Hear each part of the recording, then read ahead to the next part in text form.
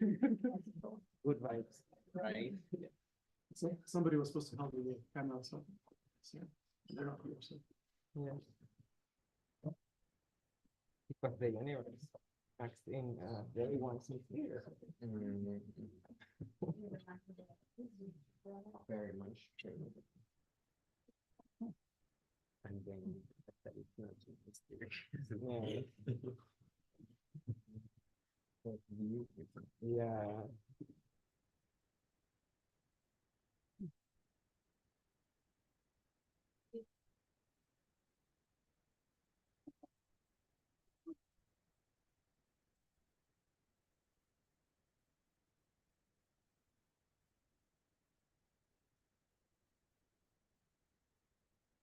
Is it visible? Okay. Okay, hello everyone, and thanks for coming. Those of you in person, thanks for being here, and those of you online, thanks for being around. I'd like to welcome you all to this panel discussion that's discussing intersectionality and anti-racism. As you may know, in the news, there's a lot of many negative things happening, most of it racially motivated. And there are lots of initiatives to combat these things. There's lots of awareness campaigns, legal changes, but most of those things aren't really taking the whole picture into account because it has never been just black and white.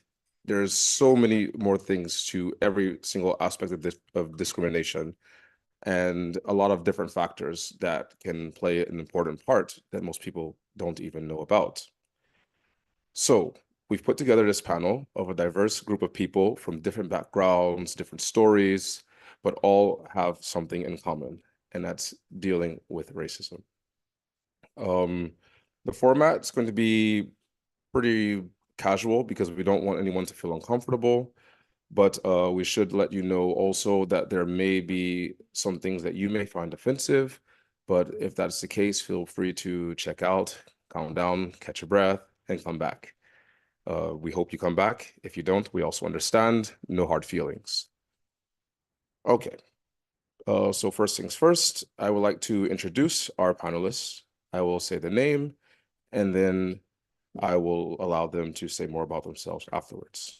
So first we have Bianca, then we have Santi, Alex, and Mo. So we'll also go from left to right. So Bianca, if you would like to say a little brief introduction about yourself, also pronouns and anything else you want to say. Yeah. Thank you for this opportunity. My name is Bianca. My pronouns are she and her. I have been living in Finland for the past 14 years. I came to Finland because it originally gave me a sense of safetyness. And I came here already like at an adult age. I was 24, almost 25 when I came. Hi, my name is Santi, and I have been living in Finland. Okay, my name is Santi, and I have lived in Finland for the most of my life. I was adopted as a child, and I grew up here, and I'm 25 years old now. I'm an actor, and I also I'm studying currently in Alla University. Hi, my name is Alex. I was born in Finland, and I moved to Belgium when I was 9, and I moved back in 2016.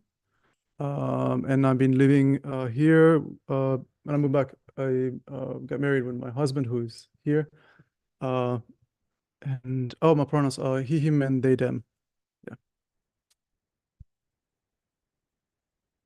Hello, everyone. Thank you so much for inviting me for this panel discussion. My name is Mo Mustafa. I'm a Palestinian Jordanian artist and sound performer. I've been living here in Finland for 14 years, like Bianca. I moved here also at the age 24, and now I'm 38. God, okay. Well, let's not talk about age. So, yeah. Thank you for being here for those who are with us, and thank you for those who are watching.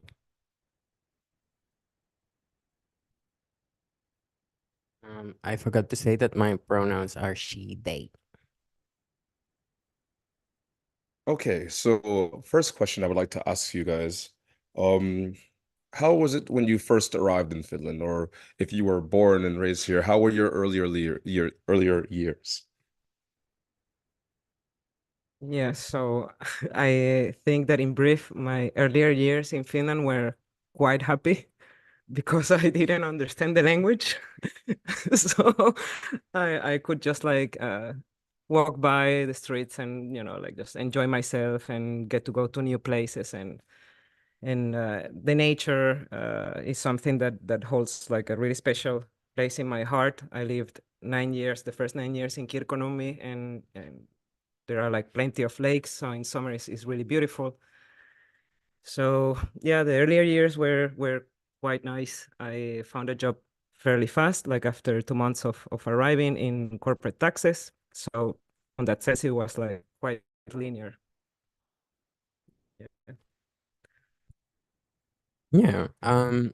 So I was adopted when I was a child, and I was like, my adoptive parents lived in a really small like city or almost a town or like whatever you want to call it, but it was a small one.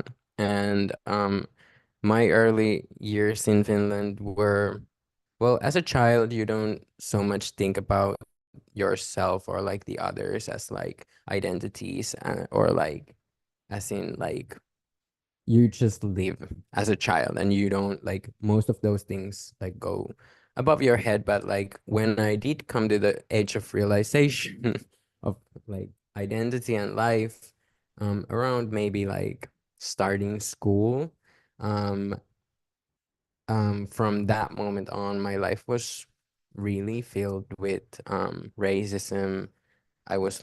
I grew up in a really like white town or city, and it felt like everyone there was like giving at least microaggressions, and there was like also notable racism. And living through that, like right now, if I could change it, I would change it, but also it made me who I am. And that's a big factor in how my character grew. But also, I don't wish such hard environment to anyone. But I do realize that like it is a small city or a small town, and it's like um things have progressed, but like yeah, my early years in Finland were not so welcoming. But there was always people also who loved me, but like societal point of view was very rejecting and harsh. Yeah.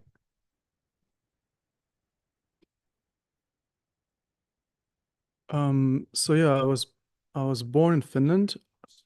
Yeah, I was born in Finland. My dad wasn't living here. He's Portuguese.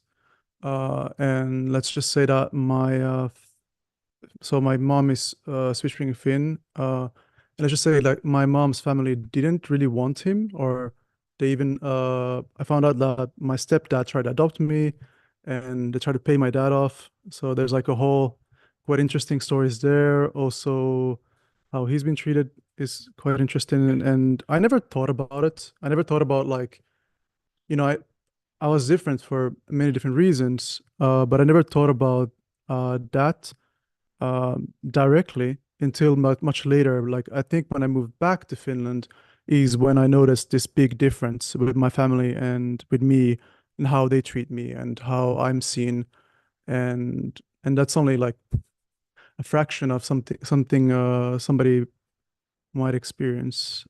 Yeah, gonna move on. Yeah, so I moved in 2010 to Finland, and I lived in a countryside in a town called Imatra, which is the like east of Finland. And I loved it actually. It was amazing. And probably in that time, I was the only colored person in that town. So everybody was looking at me and I was like, oh, yeah, okay, sure. I'm an attention whore. So yeah, like, yeah, why not? But then you start to realize like these looks can be aggressive as well. Like, especially like for me, I can be presented as a very flamboyant and when I go with my mini shorts and everybody's looking at me like, what the fuck is this guy? So like there are also this kind of language that they use that I didn't understand back then. But then when I start learning Finnish and I start to communicate with the people, then I realize like, oh crap, that wasn't like a friendly look. And those weren't like a nice words. But but I must say there are a lot of people that I met there who were very kind, very welcoming. But you know, the there's lots of microaggression, as Center said, that happen in the small towns. And the most painful moments, like when I start learning Finnish, when I start talking with people in Finnish language, they just don't respond, they just don't answer, and they shut down. Like you don't belong. They show you your place, and there where I realized, like, okay, I will never kind of belong somehow. But yeah, that's how my 4 years in Montreal. Okay, so next question. So to bring it back to like more or less today. So how do you all identify now? Like whatever you're willing to disclose, gender identity, sexual orientation, ethnicity, nationality, neurodivergence, etc., etc. Yeah, so I identify myself, or my gender is female. I'm a woman. I see myself as a woman. My sexuality is I'm a lesbian. Regarding the race and the ethnicity, I feel that the identity for me has been a trip, to put it shortly. I myself come from a multicultural family, just like in the case of Alex. My dad is Italian and my mom is Venezuelan. So it was always natural for me, because that's what I grew up in, that the understanding that there are like different ways of looking at the world and doing things, and that not necessarily one was better than the other. And part of this realization and these changes on what my identity is has been due to migrating to Finland. And I didn't realize that I was Black until I came here, because in Latin America, I think that most of the Caribbean countries, people are like quite mixed. For all of the colonization process was different than in the US. So I guess I'm Italian and Venezuelan and Latin American and a little bit of Finnish too, because I have been here 14 years and I have adopted a lot of behaviors from this culture. Yeah. Yeah. Yeah, I like in a lot of ways opposite, but in a lot of ways same. So I was adopted to like white parents, and I'm fully Colombian, so I don't at least knowably have any white in me. I don't know that, but um so yeah, my like growing up in Finland and like how it made me identify like now is I'm still not so sure or like so clear about it. I was raised as a Finnish person.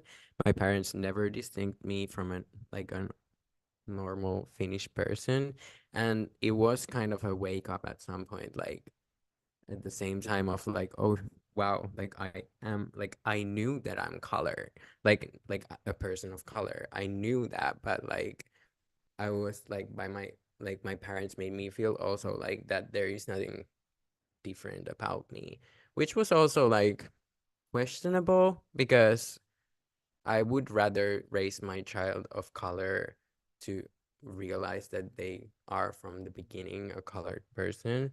But yeah, so now like if someone asks me like what's my nationality, like I am a Finnish person for sure, like like from a social aspect, but I also did feel like for the longest time in my life that I was not accepted as a part of the Finnish like community.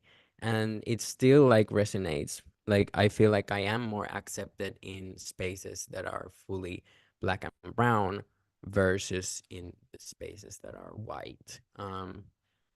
it's a real like mess up in the head, because like I like internally kind of see myself as one of the Finns, but then externally I just never like, I feel like I have not been accepted. Otherwise, I am a transgender woman. I'm also non-binary and I'm queer. So sexuality is like undefined, I would say.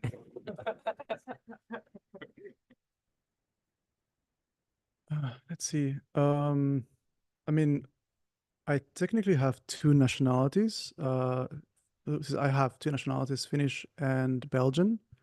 But like ethnicity, like my dad is Portuguese, and my mom is a Swedish-speaking Finn, which is like a subgroup among the Finns. So that's already something different. My mother tongue is Swedish, my mom. I speak French with my dad. I grew up, so my formative years, my teenage years were in Belgium. As a like I knew, like I wasn't there and I wasn't expected to speak the language or anything like that. So I have this like the classical, like it's called third culture child, like where you have more than just one identity, and generally you feel like you're not part of this one or the other group, but you feel like you're part of a whole, a bigger group, like a world. And most people I've met who have this, like, yeah, we're worldwide. We don't identify that easily with like a strict nationality or this binary of like nations. And I think that's something. And then on top of that, I have been diagnosed with ADHD, dyslexia, and I'm currently doing the autism diagnosis process. I'm close to the end.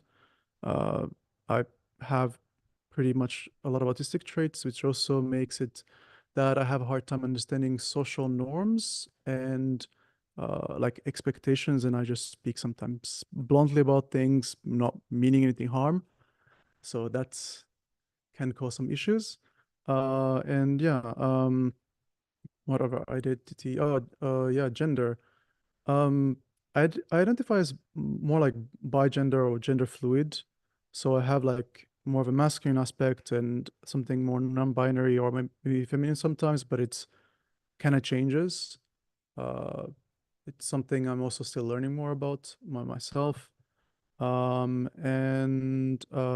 sexual orientation, I'm bisexual.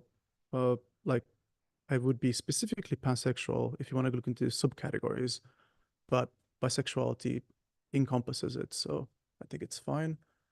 Yeah, there might be more, but I'm gonna move on. Yeah, so where do I start? I mean, you guys covered it up, so I'm just gonna leave. Like, yeah. Yeah, well, so about identity, it's been a very complicated thing for me because, I'm coming from a Palestinian parents who were also immigrated to Kuwait. I was born in Kuwait and we immigrated to Amman after the Gulf War or during the Gulf War. And I grew up in Amman. And at age 24, I moved to Europe, Italy, and then Finland. So when I think of myself about from an aspect of identity, I'm like, so okay, I'm a Palestinian, I'm a Jordanian, I'm Finnish, but do I really belong? Because like, let's face it, like we're talking about Palestine, I only visited once when I was like 4 years old, and then it was stamped in my passport that forbidden to enter. So I know all my family are there. I relate to the country a lot, but I never lived there. So that's always like part of me kind of causing a mystery or enigma. Like I want to be in touch in my root, but somehow I can't. Well, maybe now because I have a European passport, I can go. But we'll say about that. And that's the power of being white privilege, I guess. But yeah, well, sexuality, I mean, you figured it out, I'm gay. Like so that's kind of also causes a bit of identity crisis in Amman because, being queer or being gay is not very open there back then in the 90s. Now it's a bit different. So that took me a lot of time to figure that out on my own. Like, why am I feeling attracted to men?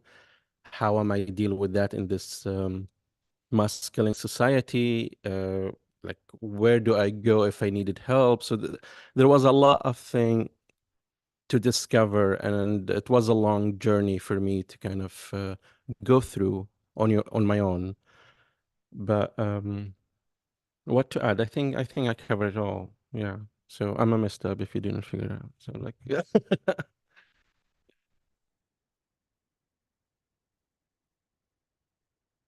Also, if you guys ever want to just add something else, just feel free to just take the mic. Yeah.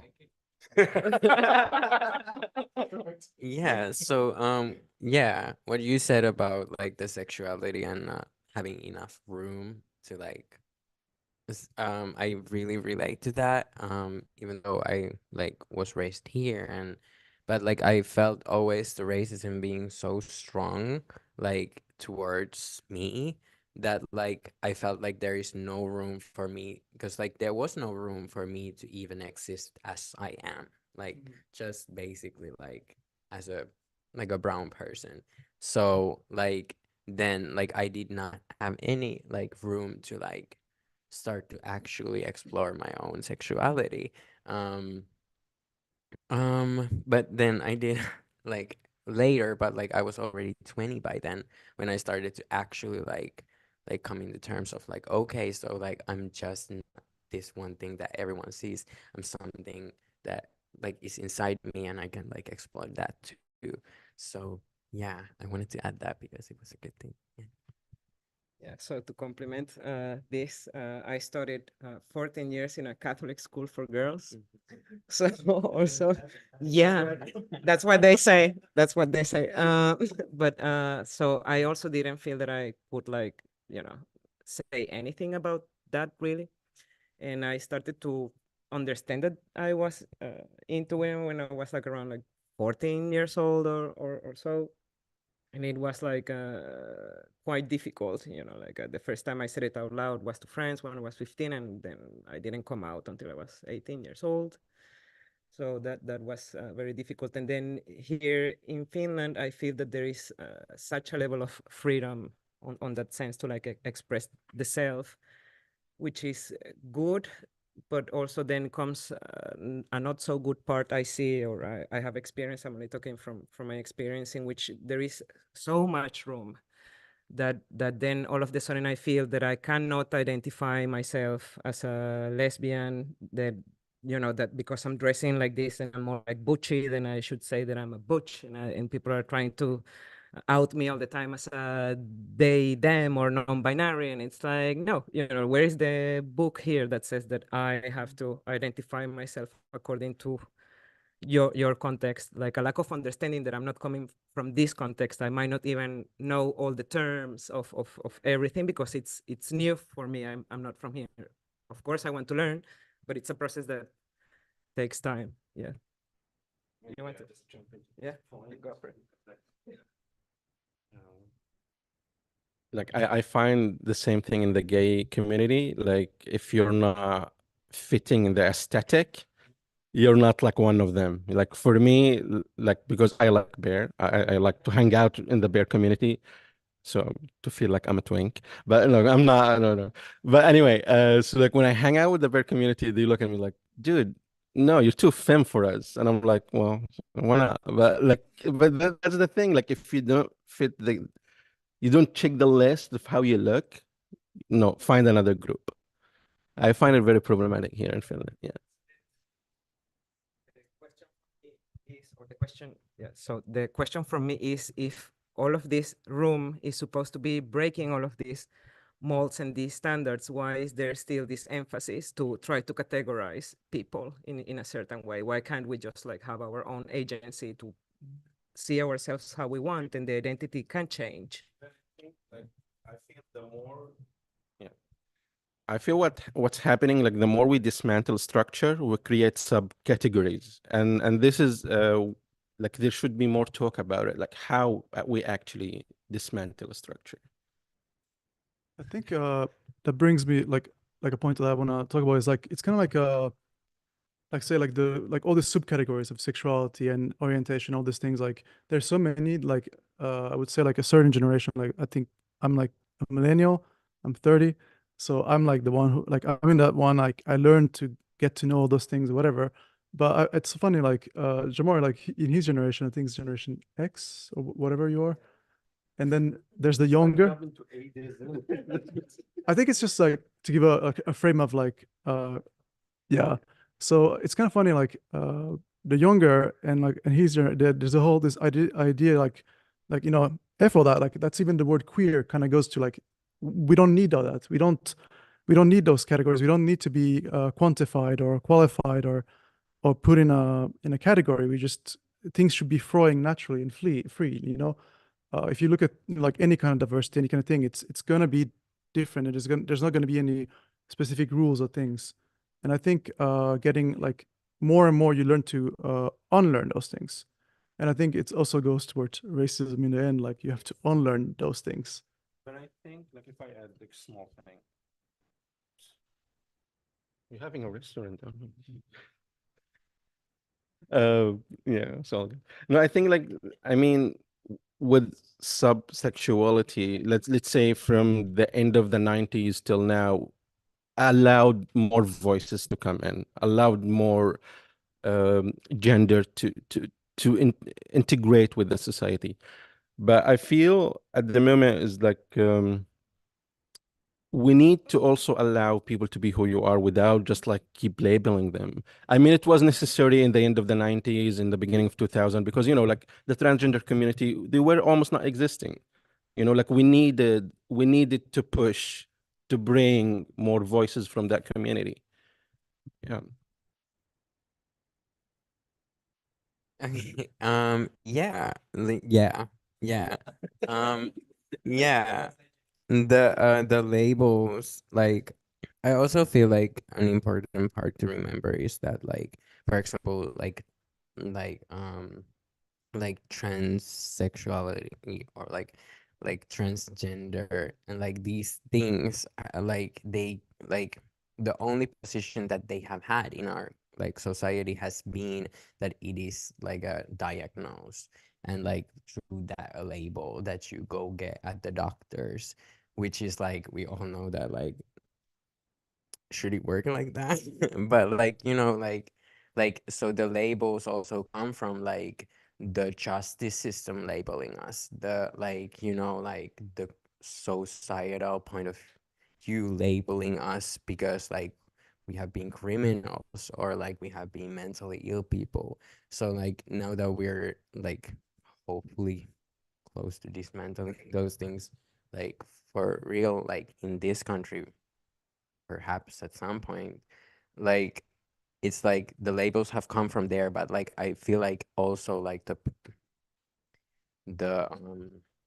factors in society need to like also work for that. They need to dismantle those like old, really phobic like structures in order for us to also like free us from the labels.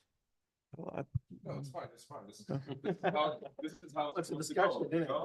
Yeah. yeah, because actually, that brought me up like something that I find fascinating. It's when you study like societies, history, like human history, and you look into like gender as a norm, like this binary gender concept. It's actually the Victorian era, like Victorian England. Literally, that's where it comes from. Like, and you can even see it in like all the colonies. Like they've really kept that strong, those like binary. And if you look into most societies, gender binary wasn't the norm.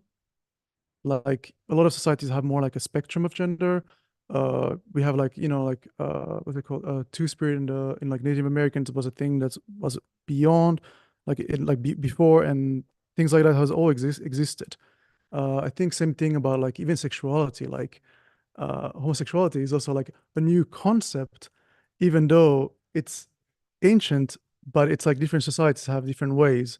And I think like that's also like, I think that's where we put like the point on where gender, sexuality, and race and colonization all like link together, because somebody put a standard, put a rule, and that was somebody was like colonizing or taking over, and they decided it's going to be this way for everybody in the whole entire world, and we're going to follow that way. But in reality, humans have always been more like, you know, different communities, different cultures, different things. And we know that, you know, trans people have always existed, intersex people have always existed, queer people have always existed. So that's something like, I think, you know, just learning that they're connected. There's like intersectionality between racism and So you wanna move on, really? Okay. The more you talk, the fewer the questions I have. Okay. Okay, good. I mean, yeah, you touch upon like a good point. I mean, thinking of a man, for example, being gay or lesbian was very okay back then, before the British mundane. Then they changed the law, and we can't change it back because it's like it's not in our hand anymore. They now have the pride, and we are eating shit. And you know what I mean? Like, they changed the law before when they left the country. Yeah, when they left the Middle East in 1945, which also lead us to what's happening in Palestine. But let's not jump into there. And they forbid the homosexuality in Middle East. And now, looking at it in the modern time, they enjoying the freedom, the sexual liberation. But in Middle East, we're still stuck in that law, which we can't change. But what's kind of interesting in the Western society, that they adapt quicker to being gay and lesbian than being a transgender. Because, if you're gay or a lesbian, you kind of intersect in the society. But where comes the clashes if you're a transgender? Because, like, where are we going to categorize those people? I mean, there's a lot of research on that.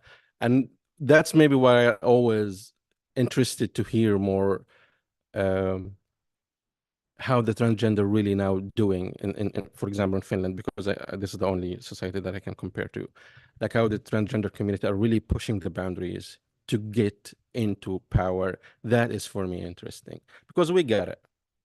I must say, like, gay, lesbian, we integrated in the society, but because we can, the transgender community, they have a lot to work on.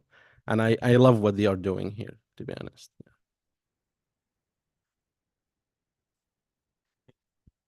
Yeah, for sure, for sure. I wanted to say that, like, yeah, the colonization and like the colonization of like brown and black people and their identity and like the full experience of the world that came with the colonization, and like as in colonization also in these things, like I think we do need to like figure out what is the point of like kind of like this white fragility that like we need to dismantle, because like we all understand that all of these things happened in the history, and they are in the history, but they are not, like, they are not left behind, and we can never leave them behind.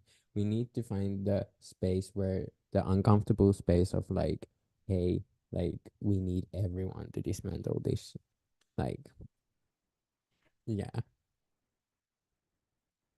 actually, We're not gonna move on. Forget it. This is the topic now. This is the topic now. it's organic. It's organic. Organic flow.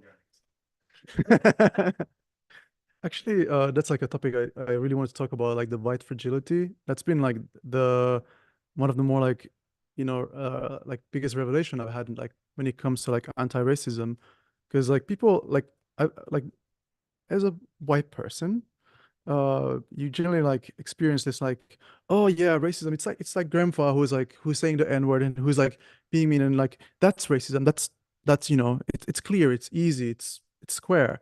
It can't be me who is not favoring somebody who is or avoiding subconsciously somebody, or like this this bias. And when you actually realize, oh no, actually I do have a bias and I do have something, and oh, why?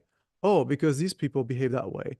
And it's like something you don't notice, like it's like people avoid certain people, avoid things, and you think that you're not thinking like, oh, I'm not racist, I'm not that kind of person. So then you're like going through this whole like experience where you learn, hey, I do have racism in me. And then when you study racism and the whole sociology behind it, you realize it's a whole system. It's not one person, it's a whole thing that it's made to systematically oppress people. And you have to like, and then you're like, oh, so it's not my responsibility as an individual, but as an individual part of a society to dismantle it. I need to do my part and learn about it. And I need to be uncomfortable. And I think a lot of people, or white people, don't want to be uncomfortable. Yeah, and I wanna like yes, 100%. But yes, but like I want to add that like even us, like everyone has racism in them. Like every single person, no matter black, white, or whatever, like we all have like racism inside of us. And like it's like like yes, racism as in the form that it is has come from white people, like colonizing and like doing all of that. But like it's like all of that made every single person of us live in this world, and we all need to like like separate those spaces within ourselves, and like we need to like learn it in ourselves. But like yeah, like it wasn't until quite recently that I also like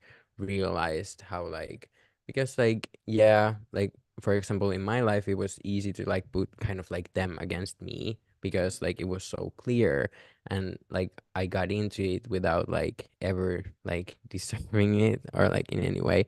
But then now in the earlier age, realizing how like how also like me myself need to like start like figuring it out and like start also doing all of that work for me to even live racism free for myself. Like that I'm not racist against myself, because like I think like mostly also we we do feel the racism within us, and like it's also an inner voice that talks with us.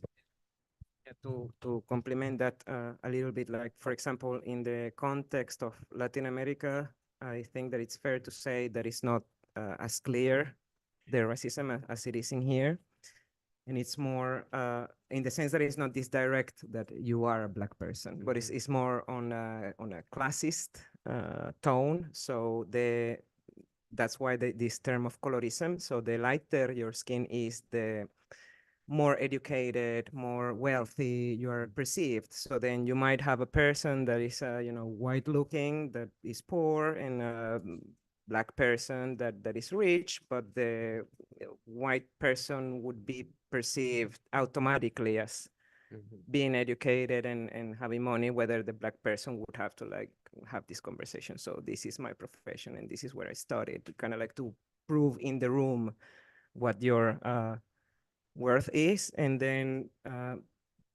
one expression, and this has been discussed on some Latin American also red tables. One expression that goes all through Latin America is this of like make sure that when you get married, you better the race. So, and this is very deep and ingrained, and it's said in, freely, without, this actual thought of what are you meaning when you're saying that, what kind of, societal expectation are you creating into someone to make decisions based on, someone else's color and things like that. So this is why for me it's important, and it's nice to have this, very wide panel here. So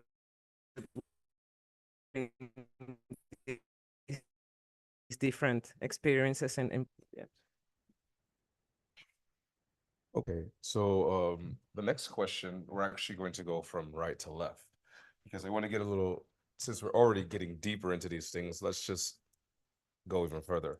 So I'm sure everyone here is familiar with the concept of fetishism.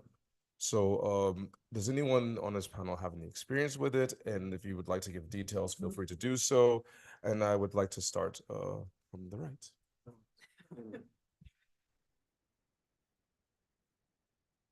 I did the whole performance about it. So.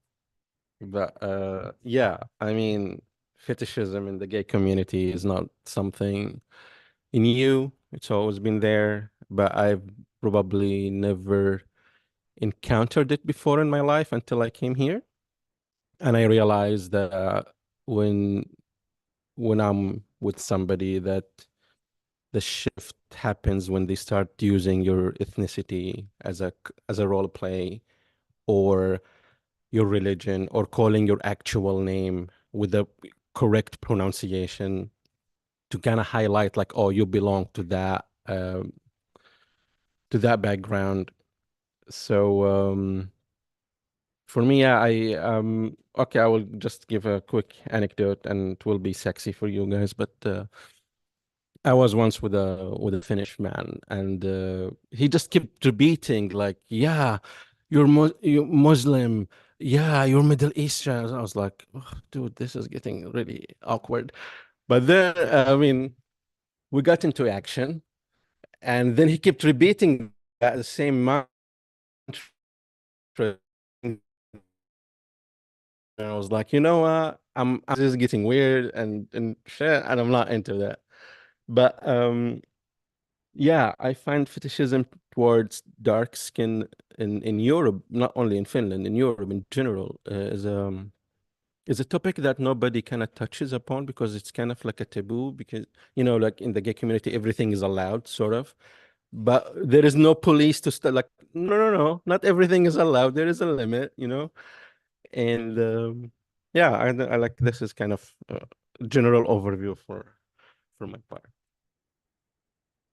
I guess again, like I think like one of the like the biggest surprises I had when confronting with the gay community, this is in Brussels, because that's when, you know, I came out and like learned about that. One of the things that shocked me the most was that I was expecting like, oh, gay people are oppressed in some kind of way, they should understand other struggles, and then finding out that they're pretty openly racist. Like, you know, you have Grindr profiles with no blacks, no Asians, no fats, and you're like, what the fuck? And I'm like, how? Why? This makes no sense. And it's like kind of like an accepted thing. And so, but then again, then you have the other side, which you talked about, which is the people who are like only into this, like ethnicities or foreigners or black people. They only have this one thing they're into, and it's like a specific thing. And I'm like, I find that weird too. It's like, I don't know. It's like, I mean, some people justified it like, oh, it's a preference, like the racism. I'm like, no, that's That's the thing. That's the thing. yeah, that's not actually. It was so interesting, like, because like when I was dating Jamar, so we started dating some acquaintances, like that's like, oh, how can you like? I could never be with a black man. I'm like, oh, really? What? Like, why? I was like, oh, the smell. I'm like, what smell? Like, what smell are you talking about? Oh, but they have a smell. Like, what? Like, skin color does not emit a smell. And it's like there's so many different cultures, so so it just was confusing. So it's a weird thing. Short sentence. Very, very short sentence. Like, I encountered one guy one day, and he said like, we can fuck as much as you want, but I can't date you. And like, I was like, why? He said like, you know, culture differences. I told him like, sure, okay, bye. It's like this, my Yeah, fetishism. Yeah, I have encountered it many times, but maybe like what I want to talk about is like how like now that like I'm more stepped into like I've found like communities that are for black and brown people, and I finally found safetyness and like safe people, and I've realized that like my hate towards white people comes from somewhere, and like I can now like manage it. Hate is a strong word. But yeah, like okay. Yeah, but like yeah, but anyhow, like now that I've like been in these spaces and I finally met people like me, and like for example started dating brown and black people, um like I've found how like it has already built an insecurity so strong within the community that even if it's like two people of color, like even then like we're kind of like worried, like is there something here? And like it's so bothering because like we all have like, well, most of us like um people of color, most of us have the experiences of fetishism, and like it's so strong that even in these like relationships that are like also like between like people of color, even in those relationships it's like it's a thing. And I kind of understand it, but I do understand it, but like it's just it's bothering me so much, and I feel like we've so like almost like been subdued to it that like it's a like a cage that is so hard to like get out of, that like and we live in this country and society that makes it even stronger, as we said, that there is still those very strong things going on. So yeah. Yeah, so in my case, I think that the easiest way for me is to go through an anecdote, just like Mo did. So I went out on a first date, also like a couple of years ago from an app. And then this person was the whole time talking about their Brazilian ex. And I was like, okay. So then, like I started, okay, so maybe it's a preference thing. Wait. Maybe it's a preference thing. And then as the conversation kept on going, so then, I just asked like, so what is it exactly that you're like looking for? And where, like, yeah, I just want to like hang out, and where, there is that ex, and if there wouldn't be the corona, we would still be together, and blah, blah. And I'm like, okay. And then, in these like conversations that we had, and I mentioned that I was part of a Latin American collective. And when do you have the meetings? And that's when I was like, this is not preference. This is like a person that is looking for a replacement of, this other person. And it's kind of like double insulting, in the sense that it's like all Latin Americans are the same, this kind of like a mentality that I don't understand. Then to touch base on Santi's point, for me, unfortunately, I have to say that the experience in the BIPOC spaces has not been positive. And I have tried to enter into those also because I'm desperately trying to, find the community, because I feel that I need, like other people of color to be able to like freely express and share my experiences and feel understood. But usually what has happened with me is that, at the moment when conversations start, and then I'm not actually a person that has a, direct contact with an African country and such. And then it's like, well, but do you understand that my ancestors, I don't even know where they were brought to Latin America on a ship. I cannot pinpoint from which African country my ancestors are. I know for a fact that my great granddad was a slave, for example. So then everybody starts to get touchy, yeah, and they like to use here a lot of this, like diaspora words, which for me it's like it has to be, respected what that actually means, because it's not the same to be an immigrant that has the possibility and the means to freely purchase an airplane ticket and move to another country, rather than to be forced out of where you are from. So I wish that I could say that I have had like a positive experience, but I haven't. Like the closest I have has been actually our host here today, and I thank you very much for your friendship and all your support. I have learned a lot from you. Maybe I can just a tiny bit touch on that. Like, yes, I can hear you, and like it, yes, like touched me too. Yeah, and like it, like, yeah. Okay, maybe I won't touch it that much. Okay. Just to maybe to clarify, what I feel is that because I'm not an Afrofin, I'm also not welcome in that Yeah. space. Yeah. That's how it feels for Mhm. me. So then, it puts me in this predicament of, in this context of this country, I'm definitely not white, Yeah. but I'm not black enough either. So Yeah. where is my community? Yeah, I do understand that, and I do have feelings about that, but I don't know if they're like so ready to like, be worded right now. Yeah. Yeah. Yes.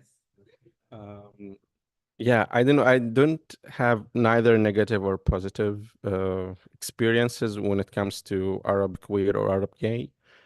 But what I've noticed that we already have a lot of friction inside of us because, from our background and from the countries where we come from.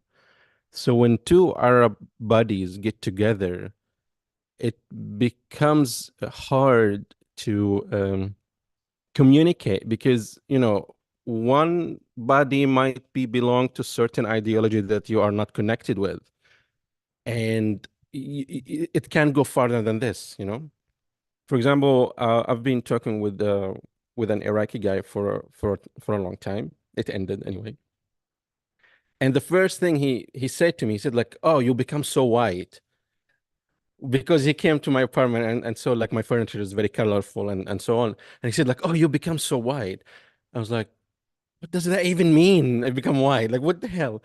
So religion, culture carries a lot in our behavior. And if we are not willing somehow to make a space for new things, to integrate with that culture and religion, it becomes hard for communication. And well, sorry, just short.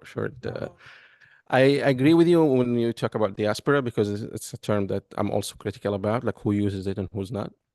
I use it a lot myself because, as I said, like my family have been forced to go from Palestine. We've been forced to go from Kuwait. I was willingly to leave Amman, but it's still the Palestinian community.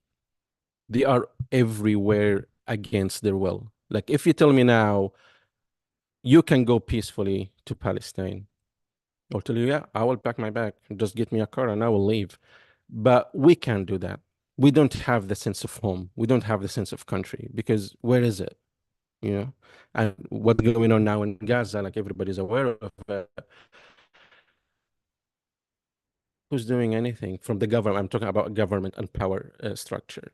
Who's doing anything to stop it? Like even countries in Middle East that has a lot of money, let's say that's Saudi Arabia or Emirate. Where are they? Are they saying anything? Actually, no, they are even supporting that. So I feel like the Palestinian community it's so fragile when it comes to the idea of diaspora. It's like so embedded in our body. I will jump now. That's my point, just briefly. So sorry. Was that- no. Yeah, I'm fine. No, Just continue. I thought you were ending, so I'm just reaching my hand. Go deeper into the diaspora thing. So. But I mean, I think it's like the sense of community. Like everybody of all different communities, maybe queer, maybe of a different race, ethnicity, religion. Everyone wants to belong somehow. But when you are intersectional, you don't really, there is no community. Like the only thing I've noticed is I can get along with people who get it. People who like here, like I can understand, like we all had this different experience that don't fit into the norms. And when you don't fit in, you fit in with those who don't fit in, if that makes sense. Like, because you just you don't, yeah. Because I guess it's easy when you can fit in. It's just so easy to, you don't question it. But when you put on the side, Yeah, but also there's like it raises a question for me, like, do you need to fit in? Like, do you need the community? And what does this community brings to you? That's also a question that I ask myself. Like, even if I found like a Palestinian queer community here in Finland, what is this community gonna get me? Like, why do I need to belong to it? Of course, it's a nice connection and it's nice to have people around you, but where's the exchange? you want to say something? Yeah. Yeah. Yeah.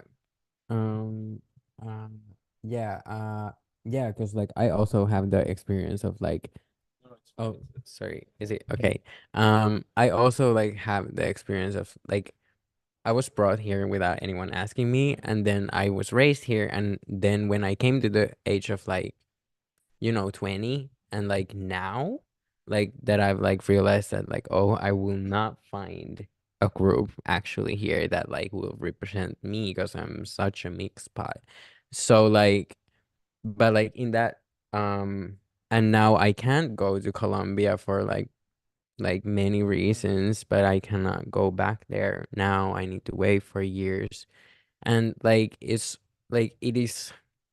heartbreaking, but like it's also like so like yeah, because like that intersectionality that makes it almost impossible like for me to like find that group that I need. Because like even if I then went back to Colombia, they will not have me as a Colombian person.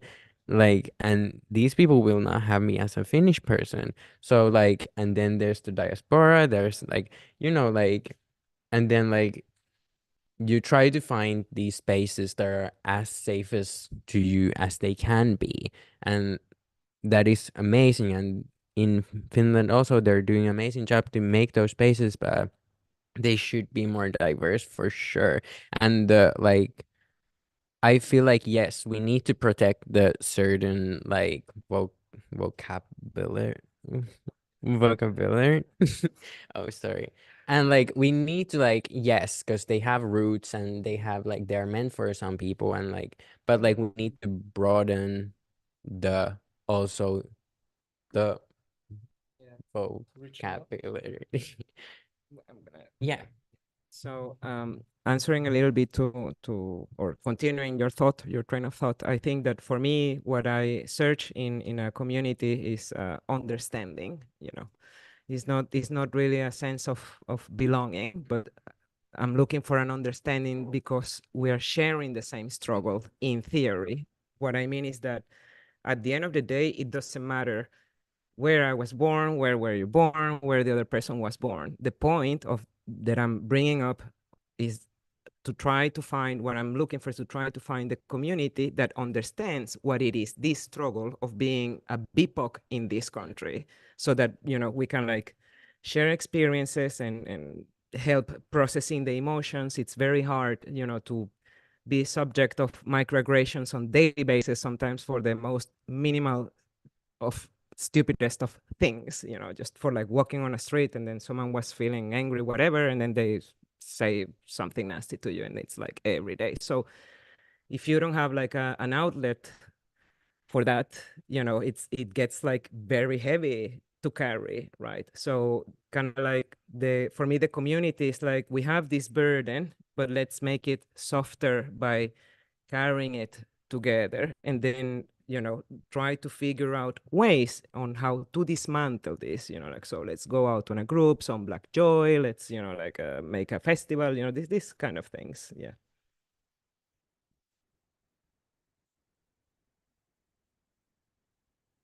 Yeah, this is actually like something I wanted to talk about. Like I look for community as a support system. And that's basically what community means to me. And whatever who's involved in this community, it doesn't matter. Like I personally don't think that community should be like, oh, only Palestinian belong to Palestinian group, or only people from Uganda belong to the people of Uganda. Like the community could be involved in many nationalities in it, but it still hold the support group that you need or support system that you need. Uh, it is somehow, I find it personally difficult to find that in Finland. Like even there are so many support system and groups, and like in the art scene, for example, there are a lot of activities, but it's still, there is a friction between the people who are in the system. And I feel it's kind of a general kind of social structure that I feel Finland knows, or the government system in Finland knows how to play their cards right, because they create friction inside minority. So we, the ones who were born in Finland, are not as equal as you who came to Finland. And that I'm still trying to observe, to study, like, why is this friction happening? Like we all in the same boat here. But yeah.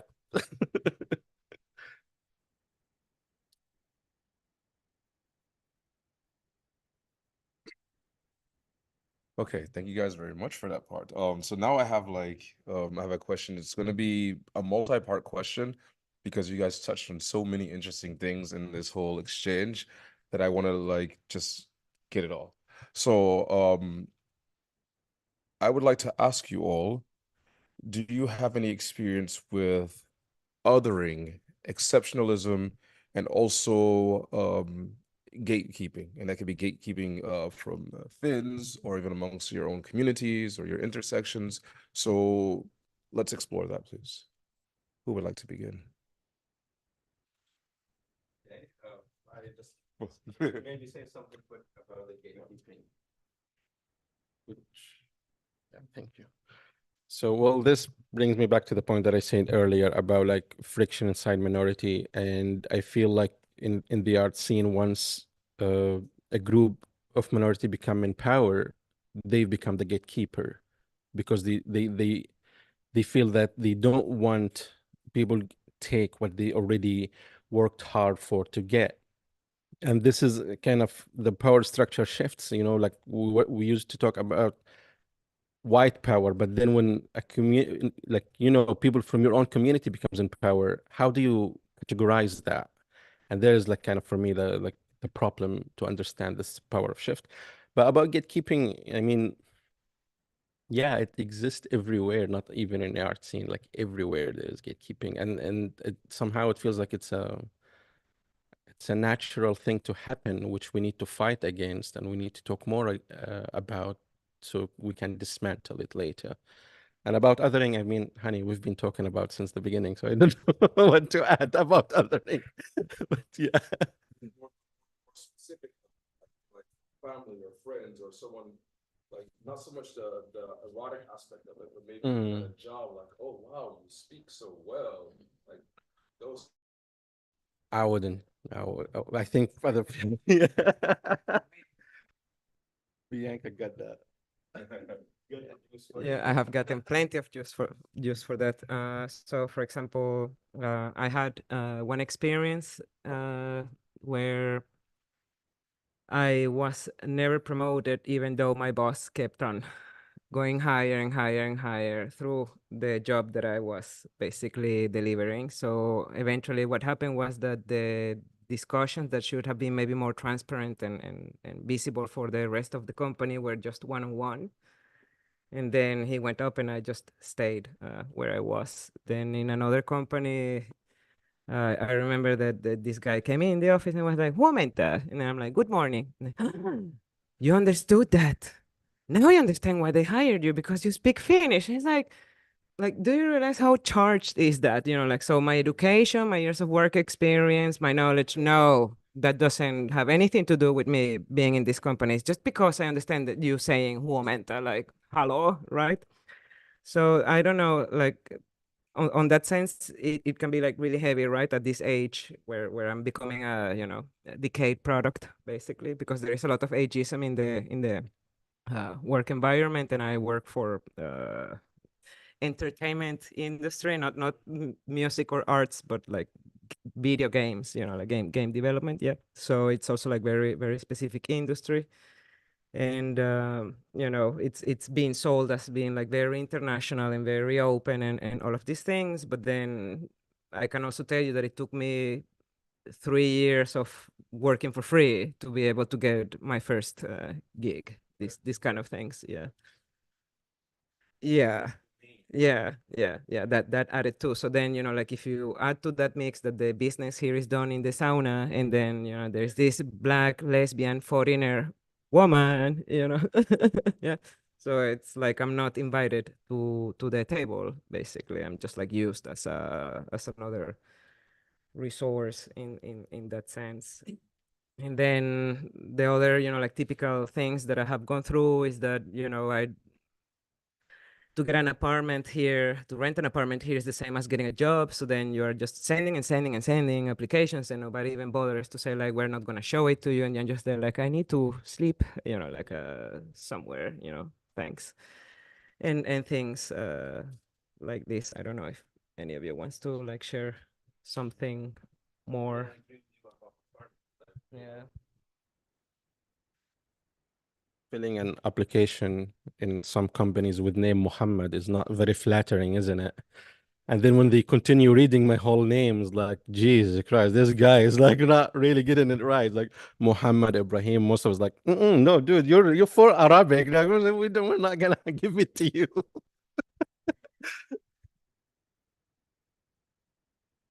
Yeah. How is this supposed to be?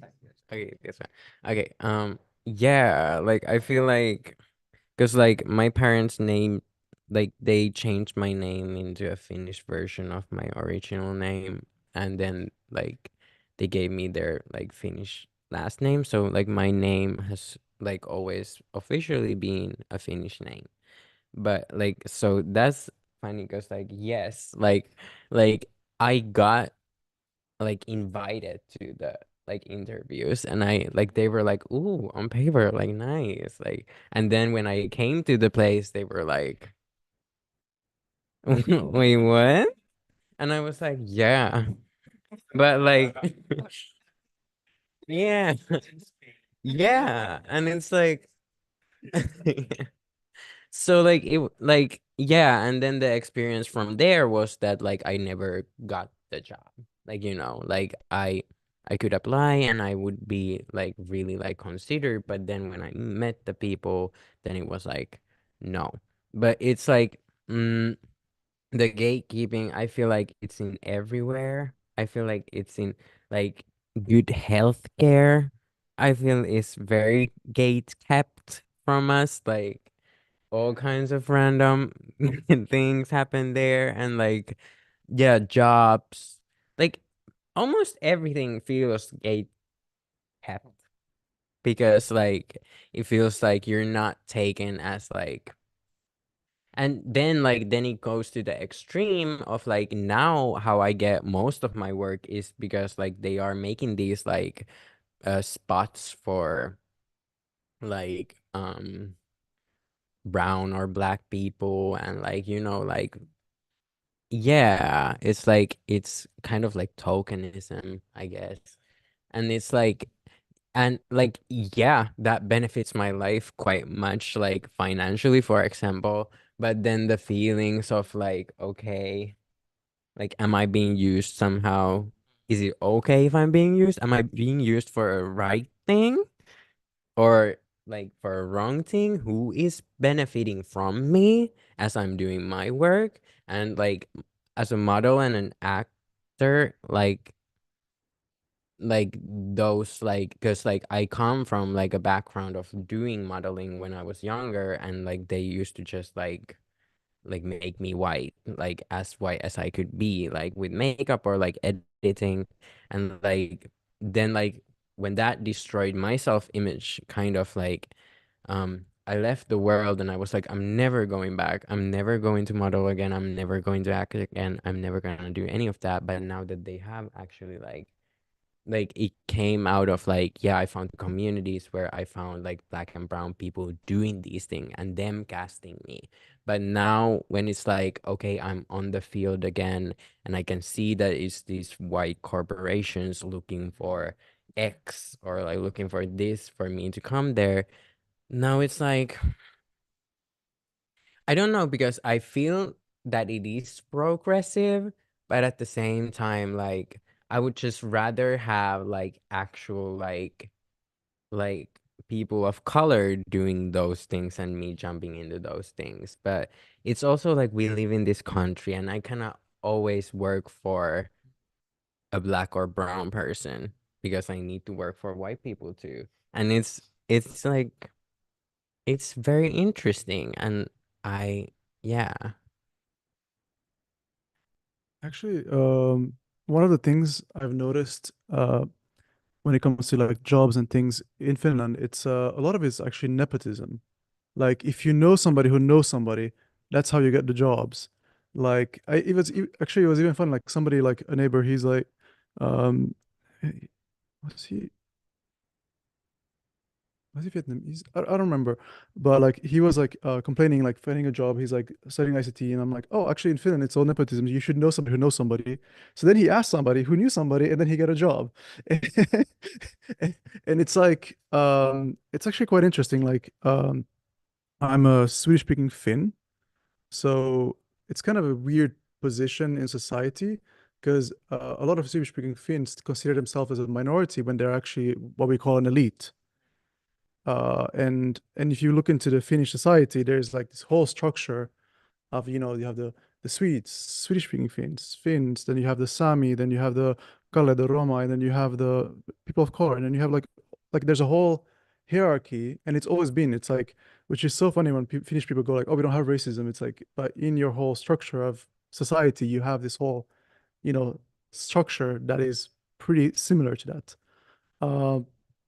But like, I think like a lot of things that you're talking earlier, it kind of reminds me of something in sociology, which I think is it's quite interesting. We were talking about community, and we're talking about this. Is there are like four options for like in a society, in a multicultural society. Like the first one is like assimilation, which is a lot what's happening in Finland. If you look Finnish, or if you behave or you have the attitude, you're more welcomed and you're accepted, and you're one of us. And it's like you speak the language and you can assimilate. If you don't look like, it's a bit harder, and it's, you know, creates problems. Then you have segregation, which also happens in Finland when there have some neighborhoods where there's only some kind of people and other people, and you keep separated, you don't share things in common. Another one is what's happening in Palestine, which is genocide. Not a cool one. And the fourth option, which is like more of a dream than a concept, is pluralism. And that is when you are different. You are from all these different communities and stuff, and you are together. And how do we bring that? Because in Finland, like, and like for me, it's just logical. It's about diversity. Diversity is like, having diversity is richness, because then you have different ways of doing something. You have different resources and ways of thinking. And so if you can enhance that, and you can share and like, I don't know, have a multicultural potluck when there's multiple cultures and food, it's awesome. If it's all Finnish food, it's boring. So, to complement this a little bit, for me, what I hear a little bit as a double discourse is this: that Finland needs a lot of foreign labor, because you don't have enough people to do the jobs. But then we just touched the point on which we're saying that we're sending tons of CVs and we don't get interviews, and then if we magically get them, then we don't get the jobs, and these kind of things, right? So I have a big issue with that, because I feel that there is plenty of groups about this in Facebook too. When so anyone could like go and join.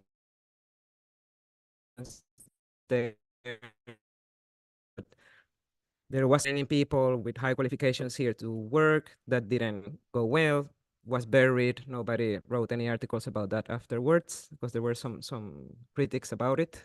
And at the same time, there is plenty of people here who has migrated to Finland that want to work. Like, from my own experience, you know, like it doesn't do well to just be at home all day sitting on a couch doing nothing, but it's also very depleting to be in this constant spiral of rejection, of, you know, being made feel that you're not qualified enough, that you're not intelligent enough, that you don't have the skills to do these things. And then you go to another country and then you find a job in like 2 weeks, you know, like this. So then you're like, okay, so it's not anything to do with those things. It's basically my race. I'm not Finnish. And then I just want to close this by saying that we, the permanent residents in this country, used to have the right to vote for the parliament, and that right was taken away by the same government that is in place now, back in like 2015. And I have a problem with that, because I work and I pay taxes that pay the salary of the same people that are there saying that I shouldn't be here, and I don't have a way to vote them out. So let's see if we can like organize and collect some signatures to revert that. Sure. The idea of working.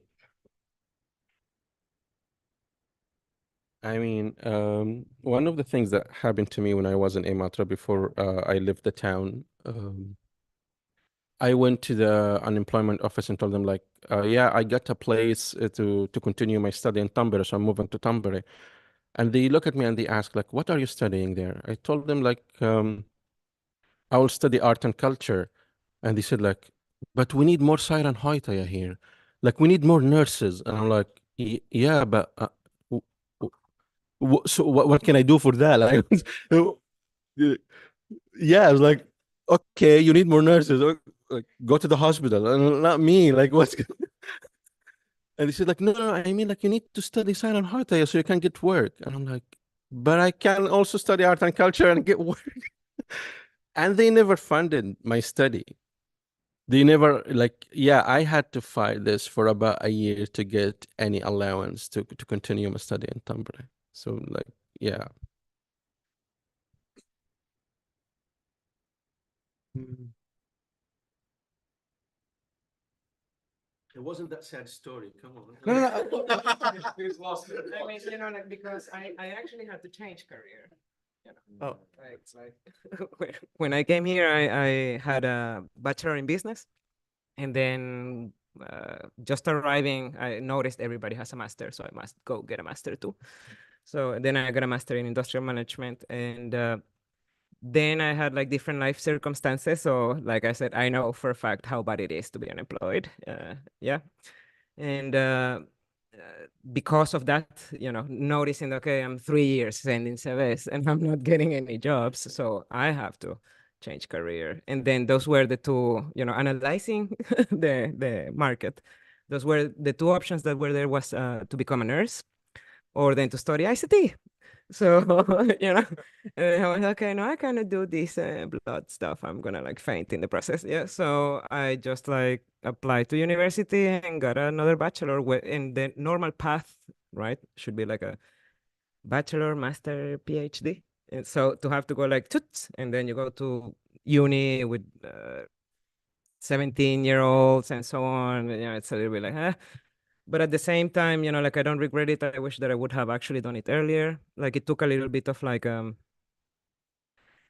know, fighting that conflict in myself of like, I should be, you know, aspiring to get a higher degree and, you know, like should I really like go now get a bachelor? Is this gonna get me anywhere, right? So someone gave me once 5 cents of advice and I appreciate them wherever they are, which was that I shouldn't give up because if I give up, the only person that I was going to lose was me. So I'm not glorifying, you know, this to have to be trying all the time. It's very hard also, but get me where I am today. Yeah. I wasn't sad at the story. I was just trying to decide which topic I should talk about, because when I start talking, I go into this like monologues. That's part of like the neuro spicy whatever I have. But actually I decided what I was gonna go with. And so we're talking about like gatekeeping and othering and stuff. We actually live in this like student housing community, and you know, students generally come with their families and they go to schools, and where we live, it's like near Kanalmäki and whatever. So and a lot of people are so these are people like we're friends with because they're neighbors, we live, and so a lot of them like study there, and they are not white. And so they would experience, so they talk to us and like something that's I've noticed like, and it's systematically happening in that school, in the same school, because they're all in the same school, they're having the same problem with the same people, which is these are very smart kids, want to study like medicine or architecture, like they really don't, you know, go further, like, and the advisor always tells them, no, you'll fail, no, you can't, give up, don't aim, your finish is not that good, you're gonna fail. And both like all of these kids, so you know, one is like African, the other one is Latino, and both of them actually not only proved the wrong, get into their programs and like, but they had to like fight against, you know, a system that is not expecting anything good for them. And actually it's something like even my childhood was like friends, they're Palestinian Syrians, like, and we talked about school, and I realized like the opportunities they've had were much different than mine, even though in Finland all schools should be equal. And I think it's always something that I always find a shock. It's like when you don't experience it, it's hard to, you don't see it. But once you actually have like somebody talk about it, and it's like systematic in the same place, it's like, so that's like something I thought would be quite interesting in that, because I'm also like a witness. Yes.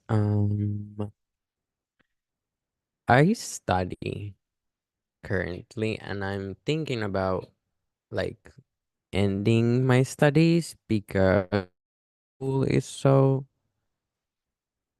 I don't want to comment too much. Yeah, but like it's yeah.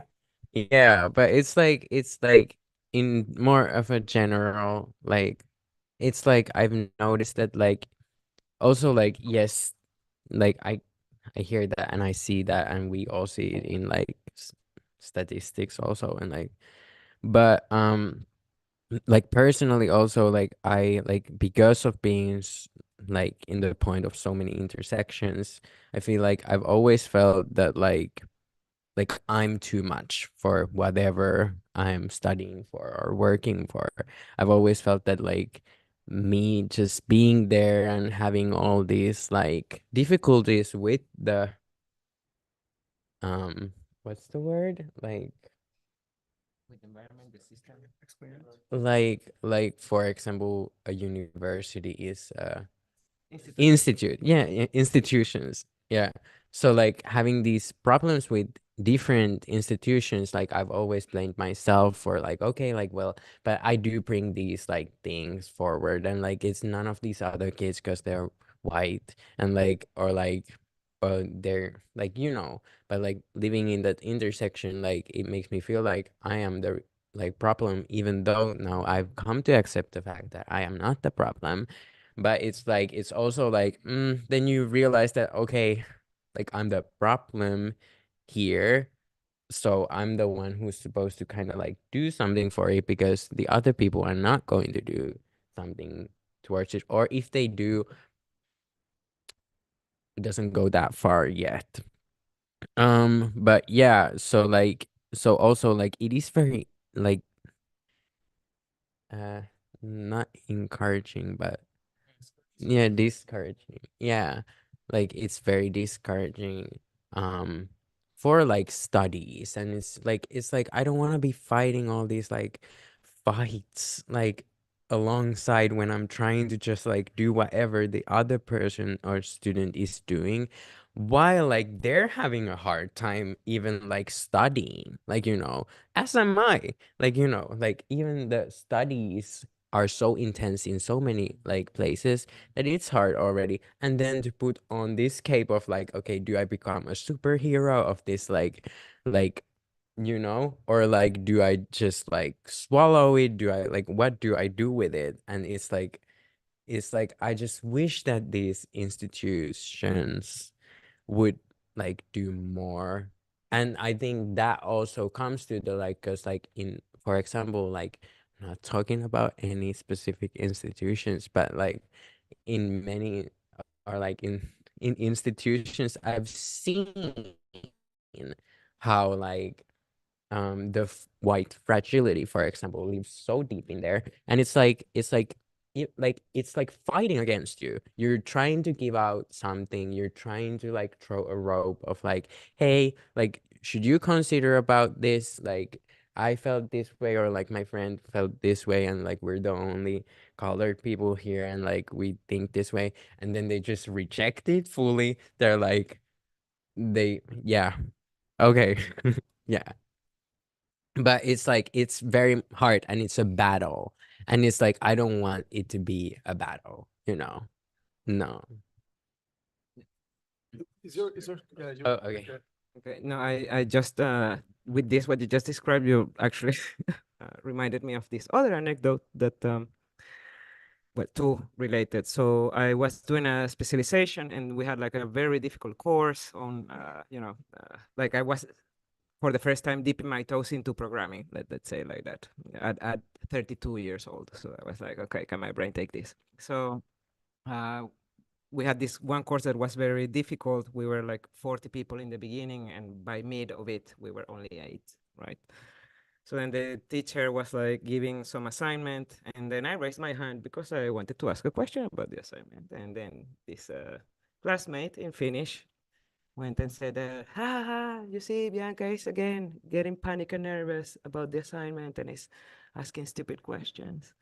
And, like, yeah, I stood up and said in English to him in front of the whole class, that, yes, I am asking a question. What is your problem with that? Yeah. And then he went like, yeah, because I was not expecting it. So sometimes where I'm going with this, sometimes we have to like really like find that strength to like stand up for ourselves in the moment, because sometimes no one else will. And unfortunately, I feel that, yes, we have to work still twice as harder than everybody else to get the same thing. And wrapping it up, after I'm graduated and now I'm having a job and I'm fine with my life, I'm seeing someone. And then at some point we ended up having an argument during Pride because I was the only person that they have ever known or met that works for the capitalistic system. And then I'm there like, you don't even know. This was a white Finnsvenska. So it was like, you don't even know, the amount of effort that I have to put, to be able to get here, right? Avoiding the counselor that is like wanting you to study nursing and then like very focusing on your studies and, going through all of these bad experiences and hearing no, no, no, no, no. So, sometimes it's like, this is what I mean about the disconnect between this is my reality and my context in Finland. This is how I see things. I want to think of myself as an aware intersectional person, but then not being at the same time able to have at least the openness to hear someone else's experience that is not inside that mold of perception that you have. Yeah.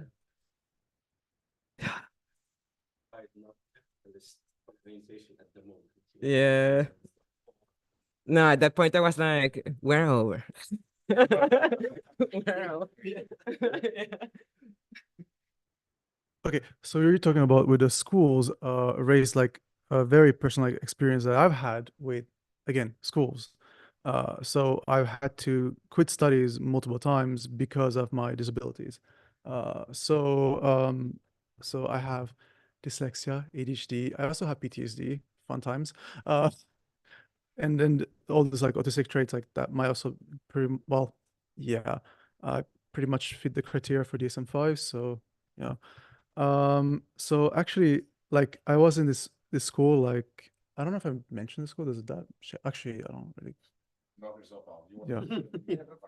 So I was studying. Yeah. So I was studying at Arcada, which is a Swedish-speaking school. I got into this one program, and when I getting in, I asked like, "Oh, by the way, I'm dyslexic, so I struggle with this studying, like reading books. Will I succeed?" Like before even accepting it, and the person's like, "Yeah, no, I'm dyslexic. I went here, I studied. It's fine. It will be fine." And so I won't go immediately get the person who's supposed to help with that kind of stuff, and I get this paper that says I have more time and I have this, and they can give me this and that. Like, okay, wonderful, beautiful, and so eventually I'm studying this like socionomy, social work kind of program, and the teacher is teaching us about funktionsvariation, which it's a very wonderful Swedish word, which means a variation in functionality, or like which encompasses disabilities, neurodiversity, like differences in functionality, which is a quite cool concept. It's not just disabled, it's like more than just that. Really cool concept. So she's teaching all that stuff. We have this book. I generally like struggle with reading the book, but I find like scientific articles or videos explaining the same concepts. I'm pretty good, going quite well. And then I go to the teacher. I'm like, hey, like this book, it's just not working for me. I can't absorb any other information. It's not working. I'm dyslexic. It's too slow. I can't read that many things in between each like week. So is there any video, any other material that I can have, like, because I'm dyslexic? And she told me, oh, you're dyslexic. You shouldn't be in university. You shouldn't be in higher education. And I was like, what the fuck? And then eventually I went home and I wrote an email to her superior, the person involved. And I was like, this is what she said. This is discrimination. This is not unacceptable. And then she was like, oh, I'm so sorry. It's not what I meant. It's not what I meant. And then I don't know. I think it was like 2 weeks later, same thing happened again. Like same kind of like bullshit and same kind of thing happened where I was discriminated and I have issues with this teacher and like some other students, which were pretty much like bullying me because we had to do an assignment. We were supposed to do like for kids, we were supposed to do games based on like some theory. And I did a meditation game because there was research showing that it's really good for young children, especially with ADHD. And I found like games that they could play. And we went to this kindergarten, we did this. And first they were making fun of me, but then when I actually did the game and the kids loved it, they were like surprised. And then we had to do an individual assignment talking about theory. And all the other ones in my group, they actually didn't look at any theory. They just made up games without any theory. I did work. And then they started like harassing me that I had to give them my work. And I'm like, no, this is individual. I'm not going to give it to you. And then again, like it turned against me and like I just like depressed, like quit that school, went to another school. And again, the same thing happened. Like again, like I'm supposed to get all the help and the helping person supposed to help me. But then when they realize that I don't fit in the mold, I'm struggling with ADHD and all those things. I'm very intelligent, but I'm not capable to function as other people. Like I think one of the classes I was getting all the great points until the last assignment where I had a crash, like a burnout, and then I get a 0, even though I was like doing everything like the best in the class. And that really like discouraged me from studying and like really took me away. And I realized actually, like you look into research, ADHD and autism, like succeeding in places like that, it's 1 out of 8.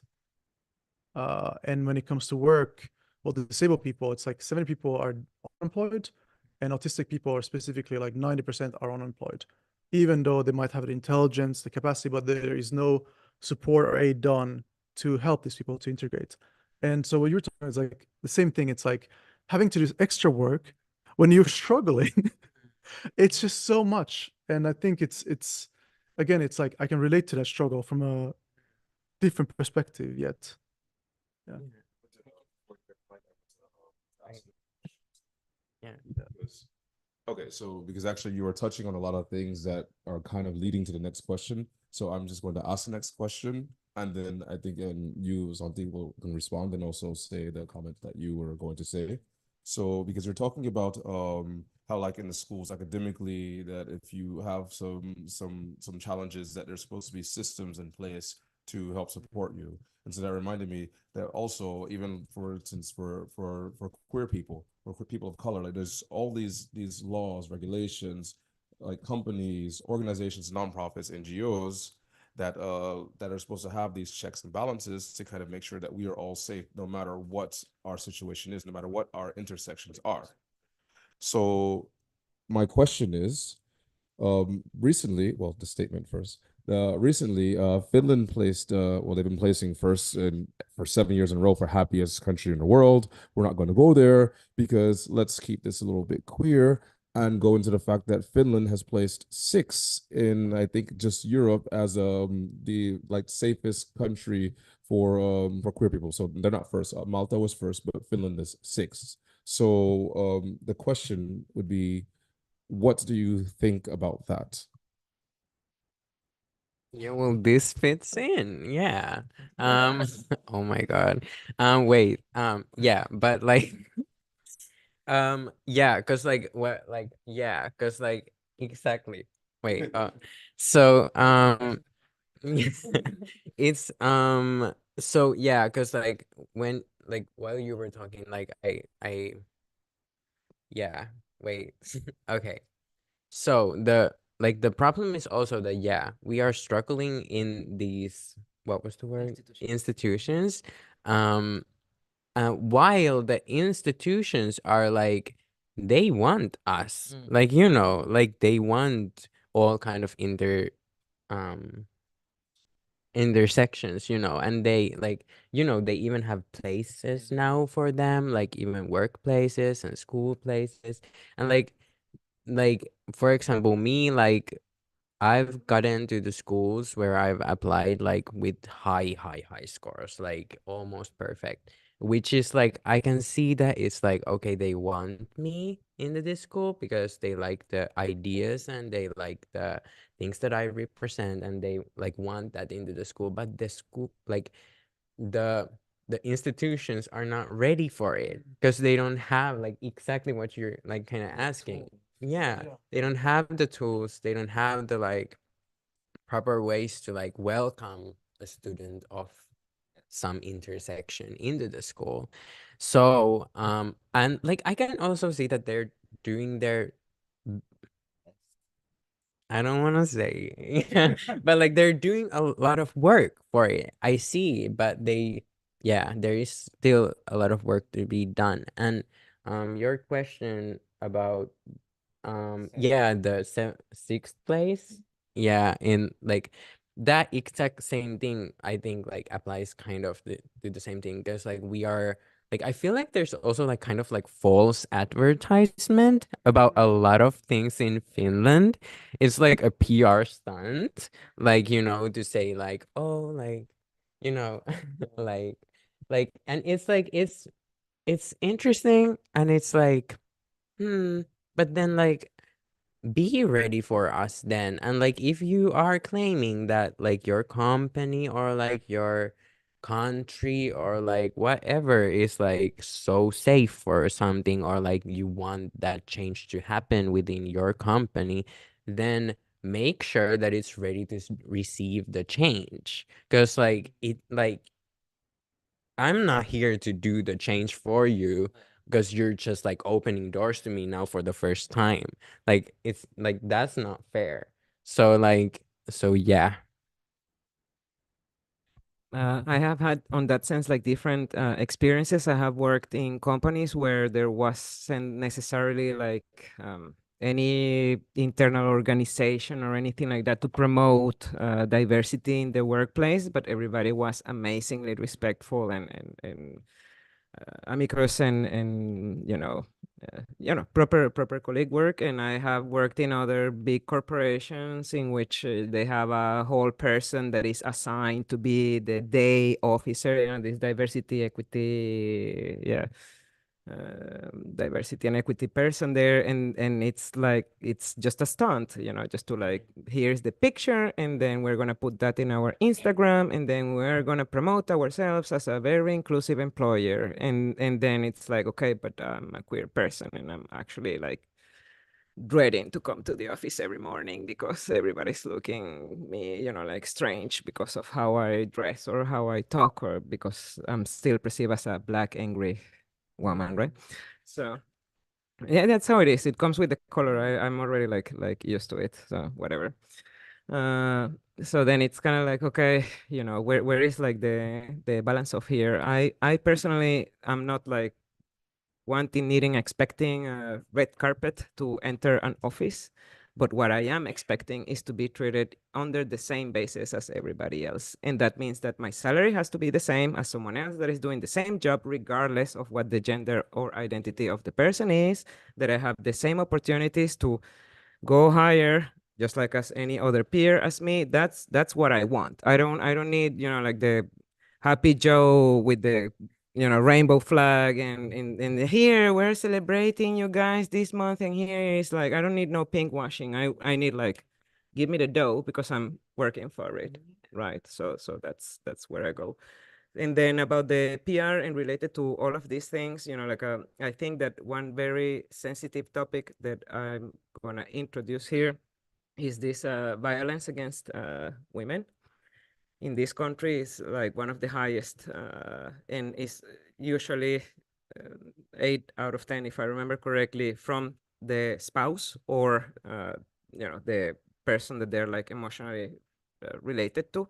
And it's very difficult to talk about that. And while we're having this PR of like 7 years of happiest country in the world, that's something that happens there. So if that's happening, at the root between, let's say, heterosexual cis couples, right? Then what can we expect? I don't feel, I cannot say that I feel safe anymore, just, yeah. And quickly, yeah. Like exactly. Like exactly, and like being in the like intersection of like being colored and trans and like like you can name it, and yeah, but like like the fear is already there for like, for example, like just like as a feminine person and as a like like a trans woman, like that's already like I'm quite guaranteed I will face something, but then to like put it into the context, and it's like exactly like, and I feel like before we start to declare that a country is on some level so safe for like queer people, who did you ask? Who did you ask? When? Yeah, and like it's like it comes back to the like the happiest country thing, for example, being like we all know that it's not taking like into the consideration like mental health, or like it's not mostly like it's just about how much money do you make or like things like that. So like this also goes like, also there is statistics about like, for example, like queer kids in school, and like how they feel in school. Are they getting the proper education that they should be getting? And like also like people of color, and like those statistics show that no, like that is not true. So how can we place sixth while majority of the children feel like they are not getting the education that they need, like queer children, for example? So yeah. Two things. The topic about violence against women. Like, so I grew up in a domestic violent household. My mom committed suicide after, well, she was being abused on a daily basis. I remember seeing that. My stepfather abusing her and everything. It's like, I've seen it. It was pretty known. And it's what I found fascinating about my family is how they act like it never happened. Like he's living part of the family, like he's acting like never happened. Nobody acting like it ever happened. And it's not just that, it's like the whole abusive system, and it brings to a very interesting topic. And I think that's something that really like spark a thing, like a thing with me, is that uh it's like in Finland I see a lot of like narcissistic, and it's a narcissistic enabling society. Like I don't think there's more narcissists than other countries per se, but there's more enabling of narcissism. And since Finnish people are non-confrontational by nature, it enables narcissism. And I think like I'm somebody who I think we should demystify and destigmatize the whole cluster B and all that stuff, which means like we need to talk about it and accept it and do something about it, not shame it. I'm pretty certain one of my siblings is a sociopath. I'm not going to go too much into detail, but her dad would also be a psychopath, like pretty, the kind of con artist kind of like situation. Say a little bit about what cluster B is. Oh, it's so cluster B. It's a personality trait category. So you have everything from narcissism, like the narcissistic personality disorder. So antisocial personality disorder, which is sociopathy and psychopathy. The difference would be sociopathy you become, or you like coerced into it. Psychopathy, you're like born that way.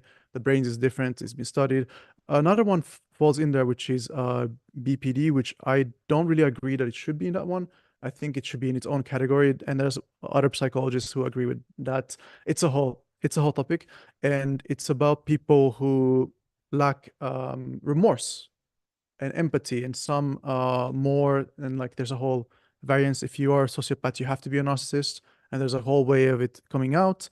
And I do think like when it comes to violence and abuse and those things, it's pretty much like it's a very common behavior, and it's lack of this impulsivity and it's whatever.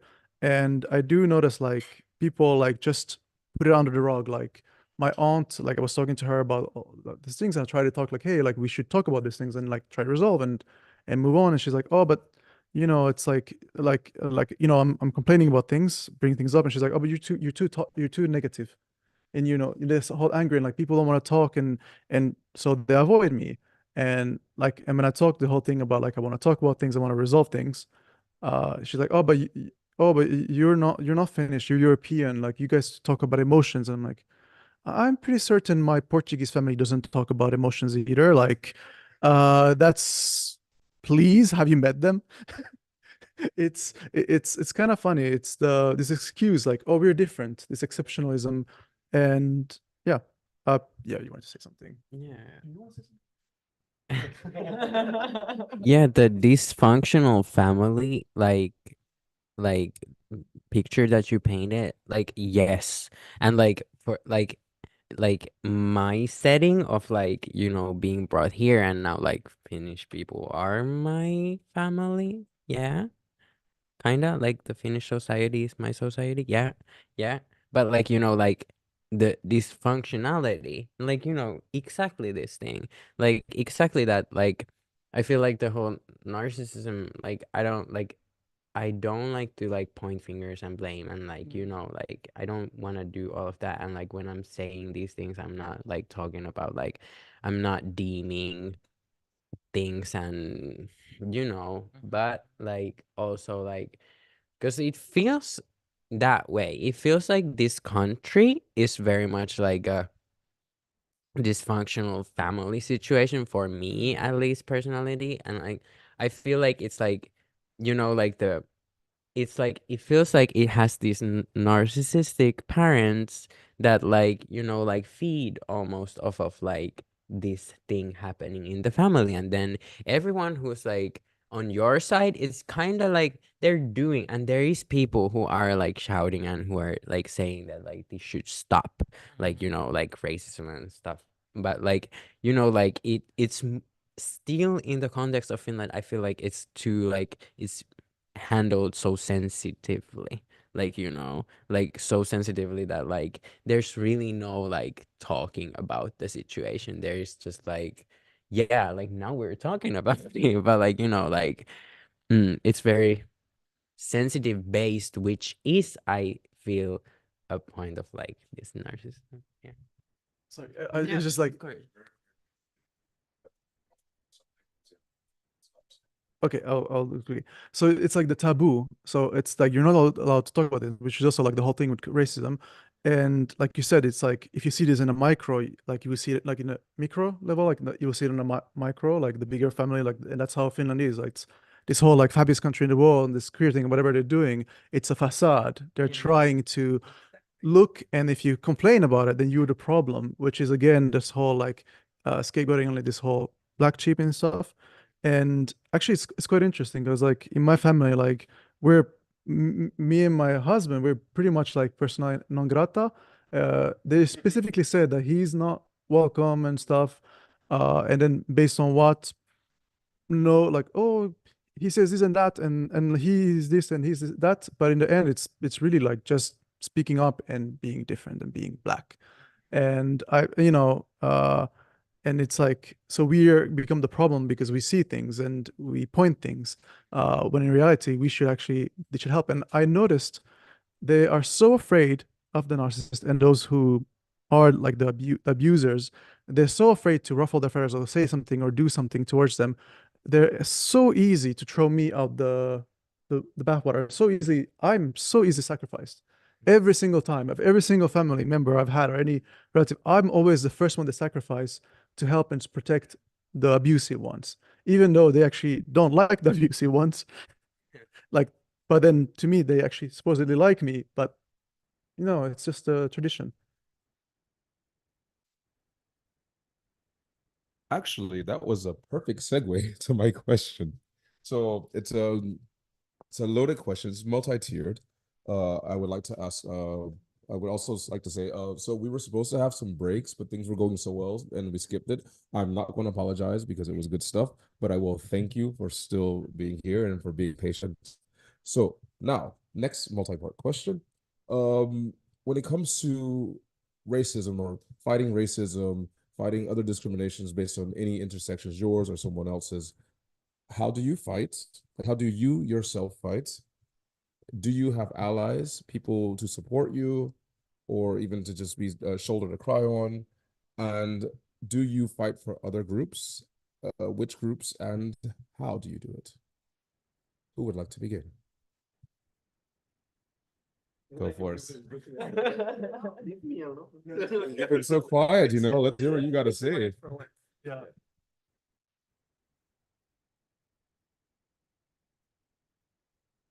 I mean, through my experiences, like I've been fighting racism for not being silent about it, being vocal. Like if something, I remember once in Tampere when Charlie Hebdo happened in Paris. I walked in the street and some Finnish guy looked at me and spat on me because, you know, like the terrorism and in that moment I was like, no, I'm not gonna let it go. And I ran so much that everyone in the street was clapping. It was like, fuck yeah, you know what I mean? So I feel like I don't take bullshit. I learned that. And if you want to fight racism, then yes, that's the way I feel. And from my point of view, about finding allies, yeah, I have a lot of people to talk about racism with and to share experiences and stories, especially in the art scene, because we have that a lot within the community and within the working environment.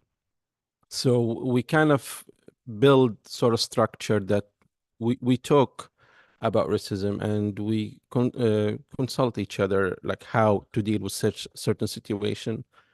There's also a lot of workshops about like how to deal with the situation if you encounter racism and how to handle the event.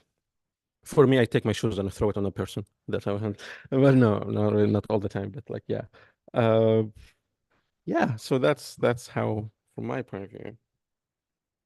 Um, I'll do it quickly. Yeah, this one I can. So actually, I think like so I'm married to a person of color, and I'm white, as most people can notice. I am not very Finnish, but that doesn't matter. One of the things I've noticed, and it's like a lot of people don't believe in racism, that people experience racism. A lot of white people, because they don't experience it, so of course nobody can experience it. And one of the things, it's just like, you know, when you do a double blind study, you have a control group. So me being with my husband, I am like a control group. If you go into a shop and a security guard doesn't follow me, but follows him, and it happens every single time, and we've been attacked by security guards. So like, there's like a whole thing, like, you know, and then I also get put into the thing, and it's like, and then also I notice like people, like white people will listen to me about something, even if we say the same thing, the exact same words, they will treat us differently, and people will behave at us completely differently. And so like, just as a control group, I can notice, oh, this is how they treat a person, like a white person is how they treat a person of color. This is not okay. Why are they treating me differently? And I think as a white person, I have the ability to be, hey, why am I treated differently? As in, why are you treating me better? That's not normal. You should treat everybody equally. And you say that, but then you don't. And so there's that, talking to people, explaining things to white people, having the patience, because I guess if it doesn't concern me directly, it's not as, what's I say, as emotionally charged. It's easier to talk about, and I can talk it more like a scientific way. But then when it's like your existence, do you have the energy? Why do you have to do it? Exactly. Like this is what I wanted to talk about. Cause yes, like you talking about how you handle racism, like yeah, very valid. Like super valid. And like I did that like through most of my life, I feel like. But then like I feel like not opposing at all, but like it's like I feel like I got to a point where I was like, okay, like I will be fighting my whole life. Like, you know, it is a fight for your whole life. But then I came to the like conclusion of like, and I want to share it, and I want to like, because like I want to also people to be encouraged to of also like yes, it is your fight because it's happening to you, and like, you know, But it's also like at this point, I feel like we're using so much of our resources, so much of our energy. We're using like constantly, like on constant basis, we're using so much energy. It's about the working 10 times harder than others. And it's like I've chosen personally to take myself out of that. I've chosen to use my energy for whatever I want to use it for. I don't want to use it anymore for fighting against racism. Here I am in this panel discussion and like hello, but like like not in the ways that will like take my energy. I can bring my energy somewhere and share it, but like I will not like confront anymore. I will not like that is not my thing. And like that's also like the allies. Like that's where you need them. I need to be also surrounded whether people like me, that we're a bigger group and like we can all like join in a little bit of the energy and not like one person all the energy, and that's a great way like being allies to each other, but also like yes, the white allies, like that makes life so much easier when you are with someone somewhere and like they actually can handle the situation. Of course, I understand it also that you cannot always handle the situation and not everyone is like literally like yeah, or like like yeah, exactly, have the training for that. Yeah, and like about allies, like I've noticed also that like there is a like people who are really allies, but like I feel like sometimes it goes to a point where like they're also so afraid of like me facing racism, for example. So when the ally puts their fear on top of my fear, which is like I wouldn't say that I'm such a like fearful person. Like not like if I was a fearful person, I would be fearing for my life every second.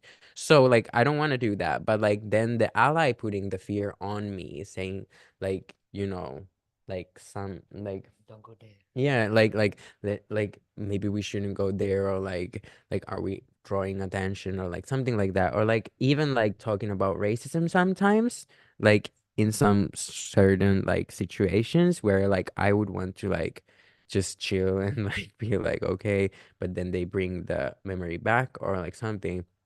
That's kind of like I really like I want to also like for the white people to have an outlet for like their fear of racism, and that should not be on us, like and yeah. Yeah. Okay. Yep. Okay. So I'm gonna like go back to the beginning and wrap it up. I said that I didn't realize that I was black until I came to Finland, right? So I never got to talk about like, hey, child, this is the reality of who you are, how you are seen in the world. So to be dealing with these things as an adult, not having any tools, has been like quite difficult for me. And I think that how I stand up against this is more or less the same approach that you have, because I'm in diaper, in this process, I'm still in diapers, and that's the best. So it has helped me a lot because I have this very culturally inherited thought in the head that you have to have respect for older people than me, And then when you are basically a target outside, when you're in the street from elderly people, I have always been like, okay, they said something really wrong and nasty to me, but I'm not going to say anything out of respect. So then it has had taken like a, switch to do a switch of like, but this person is disrespecting me, right? Yeah. So, and then I'm not gonna like either fall into disrespecting back, but now I have, a couple of phrases that I have memorized. So if it's in Finnish, I just go in English, like, I don't speak racist, sorry, and then they go like, what was that? Because also like, I don't have to make an effort to speak someone else's language. That's not my mother tongue. English is not my mother tongue either. So it's like, let's, drop it here. And it's like, I don't speak that, and that's that. Yeah. Actually, we're gonna wrap it up now, so we'll work on it later. Okay, so I would like to thank all of you in attendance, and especially the people in the panel. Thank you so much. I really appreciate you coming here and sharing your experiences. I feel like we could go on for forever, but we did reserve just a certain time slot, but we will be revisiting some of these things later and in the future. Like, yeah. So thank you guys so much once again. Thank you all once again. Yes. And also, obviously, thank you to Familia for hosting us and organizing this. And Nora, would you please come forward? Please, please, please. Because if it weren't for Nora, none of this would have happened at all. Like, seriously, like at all. Thank you so much. And yes, this was in a plan for some years, and I'm glad that Jama said, like, let's do it. And this won't be the end. Jamar is planning with us to do a series of different videos to go through other questions that we couldn't go through. There will be reels. So talking about intersectionality, and we do a lot of intercultural and anti-racist work in Finland overall, everywhere. And the LGBTQAI or IA plus when they are intercultural youth or intercultural couples or intercultural families, they are also welcome here to get our services, because you are part of our clients as well. And you are an equal client for us, and we want to support all year long and not have it as a Pride Month thing.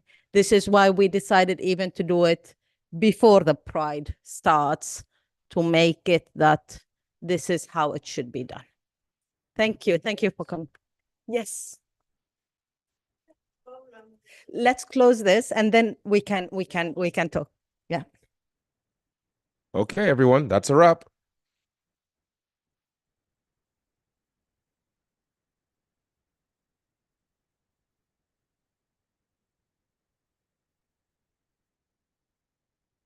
No. Can I go to the toilet? Yeah. It's 2 hours. You should have. What? Off now?